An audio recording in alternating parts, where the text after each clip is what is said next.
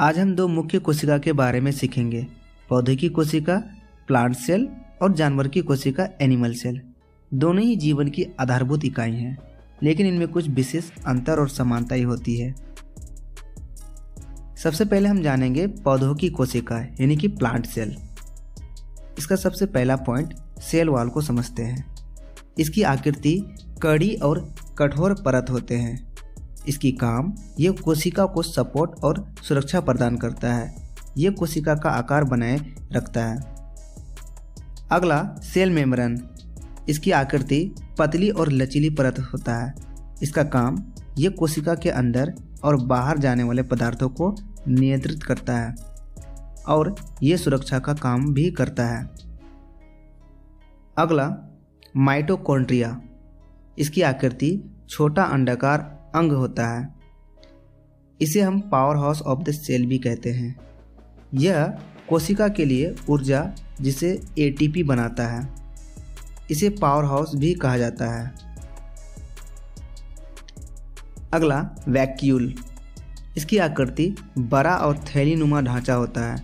इसका काम यह पानी, भोजन और कचरे को स्टोर करता है। यह कोशिका का आकार बनाए रखने में मदद करता है।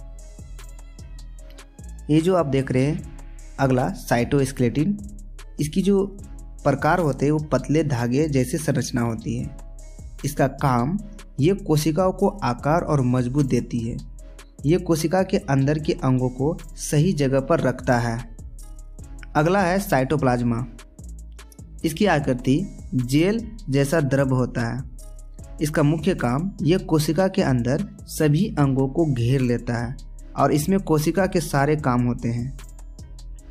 वेसिकल। यह छोटे और बुलबुले जैसे ढांचे होते हैं।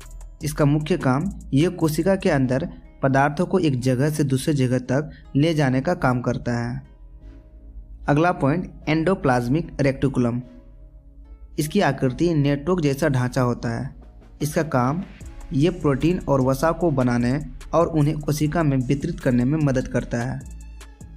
इसकी प्रकार दो होते हैं, एक स्मूथ ईआर और रफ ईआर। अगला है गोल्जी एपरेटस। इसकी आकृति थैलीनुमा ढांचा होता है। यह कोशिका के पदार्थ को पैक और डिलीवर करता है। यह प्रोटीन को संसाधित करता है। अगला पॉइंट है क्लोरोप्लास्ट। इसकी आकृति ग्रीन रंग की संरचना होती है। इसमें क्लोरोफिल होता है जो प्रकाश संश्लेषण करता है। ये पौधों के लिए भोजन बनाता है जो बहुत ही मुख्य और उपयोगी काम में काम आता है। अगला और सबसे वेरी इम्पोर्टेंट न्यूक्लियस। क्योंकि इसकी संरचना गोल संरचना होती है और इसका मुख्य काम यह कोशिका का कंट्रोल सेंटर है। यह कोशिका के सभी कार्यों को नियंत्रित करता है। इसमें ही डीएनए मौजूद होता है। अब हम समझेंगे जानवर की कोशिका यानी कि एनिमल सेल के बारे में समझेंगे। सबसे पहला है सेल मेम्ब्रेन। इसकी आकृति लचीली झिल्ली होती है। इसका काम यह कोशिका को सुरक्षा करता है। यह पदार्थों के अंदर और बाहर जाने को नियंत्रित करता है। अगला पॉइंट माइटोकॉन्ड्रिया। इसकी आकृति अंडाकार और छोटा ढांचा होता है। यह कोशिका के लिए ऊर्जा जिसे एटीपी बनाता है।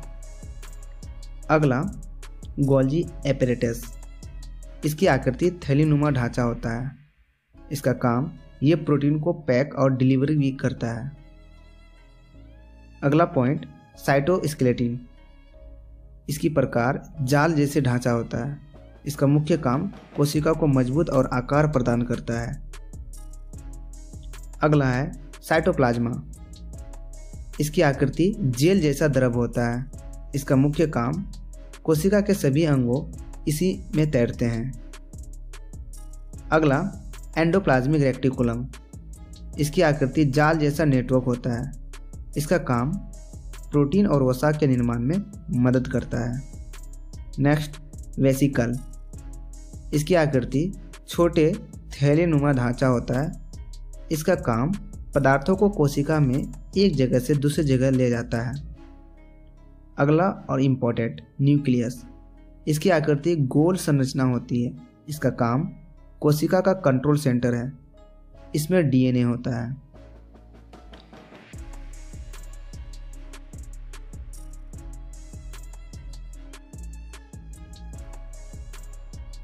दोनों को डिफरेंस समझते हैं, यानी कि एनिमल सेल और प्लांट सेल के बारे में। तो सबसे पहले पौधे की कोशिका यानी कि प्लांट सेल में सेल वॉल मौजूद होता है, जबकि जानवर की कोशिका में सेल वॉल नहीं होता है।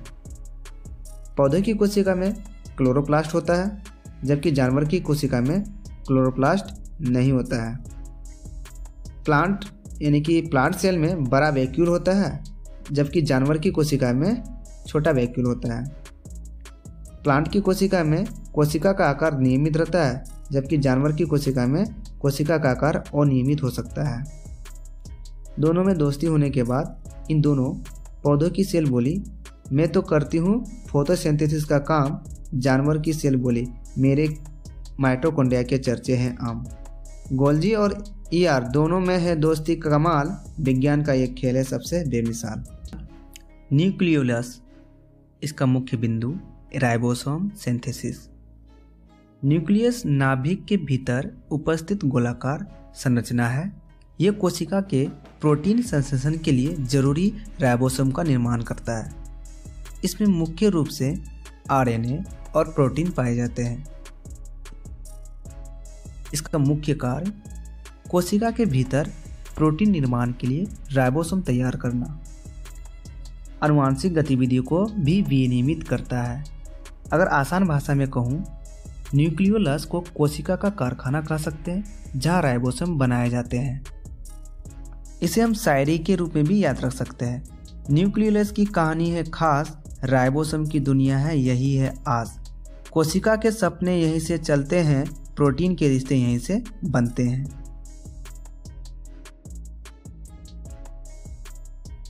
अगला है न्यूक्लियर मेम्ब्रेन। न्यूक्लियर मेम्ब्रेन, इसकी जो मुख्य बिंदु है वो protection and material exchange. Nuclear membrane नाभिक के चारों ओर से घेरने वाली दोहरी झिल्ली यानी कि डबल मेम्ब्रेन है। ये नाभिक को सुरक्षित रखती है और कोशिका द्रव्य यानी कि साइटोप्लाज्मा से अलग करती है। इसकी स्ट्रक्चर बाहरी लिपिड झिल्ली यानी कि आउटर लिपिड मेम्ब्रेन, ये झिल्ली नाभिक को बाहरी आघातों से बचाती है। नेक्स्ट आंतरिक लिपिड झिल्ली यानी कि इनर लिपिड मेम्ब्रेन, यह झिल्ली नाभिक की सामग्री को स्थिर रखती है। अगला छिद्र, इसके पोर्स भी कहते हैं। झिल्ली पर छोटे छोटे छिद्र होते हैं जो आरएनए और प्रोटीन को आने जाने की अनुमति देते हैं। अगर आसान भाषा में कहें, ये झिल्ली नाभिक की दीवार की तरह है जो अंदर की सामग्री को सुरक्षित रखती है। नाभिक का प्रहरी है झिल्ली, इसके बिना सब होगा मुश्किल। छिद्रों से चलती सामग्री की राह, सुरक्षित रहती नाभिक की छांव। अगला पॉइंट है क्रोमैटिन। इसकी मुख्य बिंदु डीएनए पैकेजिंग। क्रोमैटिन डीएनए और हिस्टोन प्रोटीन का जटिल मिश्रण है। ये नाभिक के अंदर धागे की तरफ फैला होता है। कोशिका विभाजन के समय क्रोमैटिन गुणसूत्र, जिसको क्रोमोसोम्स में बदल जाती है। इसका मेन वर्क के बारे में जानेंगे। डीएनए को पैक करना और इसे संरक्षित करना, आनुवांशिक निर्देशों को सक्रिय करना। अगर आसान भाषा में कहें, क्रोमैटिन को कोशिका का सूचना संग्रह कहा जा सकता है, जो आनुवांशिक जानकारी को संभाल कर रखता है। क्रोमैटिन के धागों में सिमटी है बात, डीएनए की गहराई से सजी है हर बात।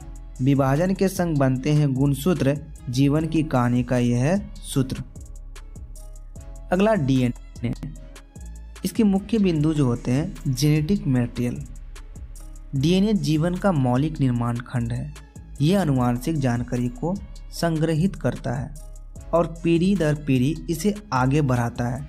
डीएनए की संरचना डबल हेलिक्स के रूप में होती है। इसका मुख्य कार्य कोशिका के विकास, कार्य और प्रजनन को नियंत्रित करना और आनुवांशिक जानकारी को अगली पीढ़ी तक पहुंचाना। अगर आसान भाषा में कहें, डीएनए को जीवन का ब्लूप्रिंट कह सकते हैं। जो हर जीव की कहानी लिखता है। डीएनए की गहराई को कौन समझ पाए, हर जीव का जीवन यही से बन जाए। डबल हेलिक्स के मोड़ में है राज, ये जीवन का सबसे बड़ा है ताज। Nuclear membrane. न्यूक्लियर मेम्ब्रेन इसकी जो मुख्य बिंदु है वो protection and material exchange. Nuclear membrane नाभिक के चारों ओर से घेरने वाली दोहरी झिल्ली यानी कि डबल मेम्ब्रेन है। ये नाभिक को सुरक्षित रखती है और कोशिका द्रव्य यानी कि साइटोप्लाज्मा से अलग करती है। इसकी स्ट्रक्चर बाहरी लिपिड झिल्ली यानी कि आउटर लिपिड मेम्ब्रेन, ये झिल्ली नाभिक को बाहरी आघातों से बचाती है। नेक्स्ट आंतरिक लिपिड झिल्ली यानी कि इनर लिपिड मेम्ब्रेन, यह झिल्ली नाभिक की सामग्री को स्थिर रखती है। अगला छिद्र, इसके पोर्स भी कहते हैं। झिल्ली पर छोटे छोटे छिद्र होते हैं जो आरएनए और प्रोटीन को आने जाने की अनुमति देते हैं। अगर आसान भाषा में कहें, ये झिल्ली नाभिक की दीवार की तरह है जो अंदर की सामग्री को सुरक्षित रखती है। नाभिक का प्रहरी है झिल्ली, इसके बिना सब होगा मुश्किल। छिद्रों से चलती सामग्री की राह, सुरक्षित रहती नाभिक की छांव। रेक्टिकुलम, इसका main point protein and lipid synthesis. यह कोशिका के अंदर फैला हुआ झिल्ली का जाल है जो नाभिक की झिल्ली से जुड़ा होता है। इसका प्रकार स्मूथ एंडोप्लाज्मिक रेक्टिकुलम, ये लिपिड और स्टेरॉइड का निर्माण करता है। कोशिका के भीतर हानिकारक पदार्थों को डिटॉक्सिफाइड करता है। और अगला रफ एंडोप्लाज्मिक रेक्टिकुलम, राइबोसोम के साथ प्रोटीन का संश्लेषण करता है। अगर आसान भाषा में कहें, स्मूथ ईआर को कोशिका का वसा निर्माण कारखाना और रफ ईआर को प्रोटीन निर्माण कारखाना कह सकते हैं। एंडोप्लाज्मिक रेक्टिकुलम का है कमाल, कोशिका के भीतर इसका बड़ा हाल। स्मूथ हो या रफ, काम में हो माहिर, जीवन की गाड़ी का ये है साहिर। अगला है गोल्जी एपैरेटस। इसका main point protein and lipid packaging. Golgi apparatus कोशिका का डाकघर है। ये प्रोटीन और लिपिड को संशोधित और पैकेज और वितरित करता है। इसमें भाग होते हैं। एक होता है CIS फेस, यह हिस्सा जहाँ से पदार्थ आते हैं, और ट्रांसफेस, ये वह हिस्सा है जहाँ से पदार्थ कोशिका के अन्य हिस्सों में भेजे जाते हैं। आसान भाषा में कहें, यह कोशिका का वह भाग जो सामग्री को पैक और डिलीवरी करता है। गोल्जी की थैली में छिपा है खेल, प्रोटीन और लिपिड का चलता है मेल, डाकघर की तरह करता है काम, हर कोशिका में है इसका नाम। अगला पॉइंट सेल मेम्ब्रेन, जिसे कोशिका झिल्ली भी बोलते हैं। इसका main point selective permeability and protection. कोशिका झिल्ली कोशिका के चारों ओर पाए जाने वाली पतली और लचीली झिल्ली है। यह कोशिका को बाहरी वातावरण से अलग करती है और केवल आवश्यक पदार्थों को अंदर बाहर जाने की अनुमति देती है। इसकी स्ट्रक्चर मेम्ब्रेन प्रोटीन, ये झिल्ली के कार्यों में मदद करते हैं, जैसे पदार्थों का परिवहन और कोशिका के साथ संकेतों का आदान प्रदान। नेक्स्ट, फॉस्फेटाइड अणु यानी कि फॉस्फेटाइड मॉलिक्यूल, यह झिल्ली की मुख्य संरचना बनाते हैं। इसका मेन काम कोशिका का सुरक्षा, दूसरा पोषक तत्वों और कचरे का आदान प्रदान करना। अगर आसान भाषा में कहें, इसे कोशिका की रक्षक दीवार कहा जा सकता है जो केवल जरूरी चीज़ों को अंदर आने देती है।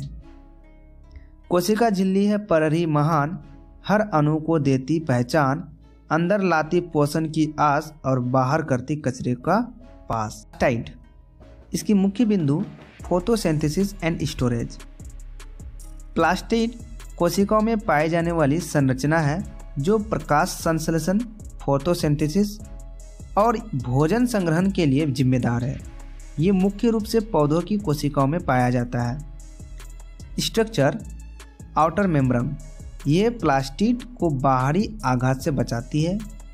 इनर मेम्ब्रेन, यह झिल्ली के अंदर सामग्री को नियंत्रित करती है। थाइलाकॉइड यह प्रकाश संश्लेषण की प्रक्रिया में मदद करता है।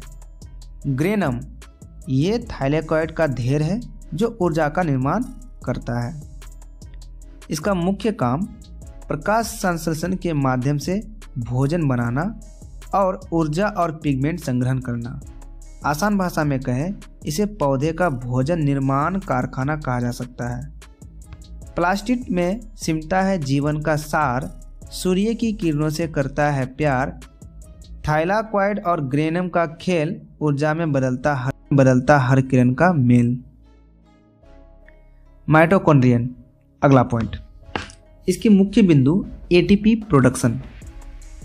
माइटोकॉन्ड्रियन को कोशिका का पावर हाउस कहा जाता है। यह कोशिका को ऊर्जा प्रदान करता है जो सभी कार्य के लिए आवश्यक है।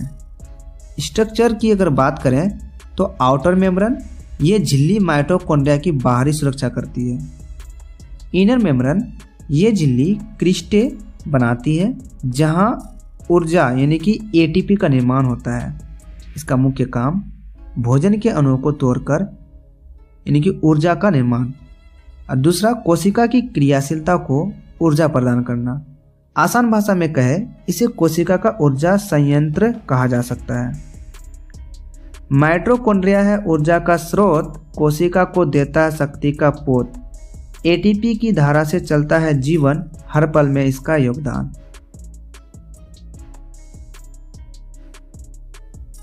आज हम शायरी के साथ सरल और रोचक समझाने का ये प्रयास किया है। कोशिका के इन तत्वों को याद रखने में मदद करेगा।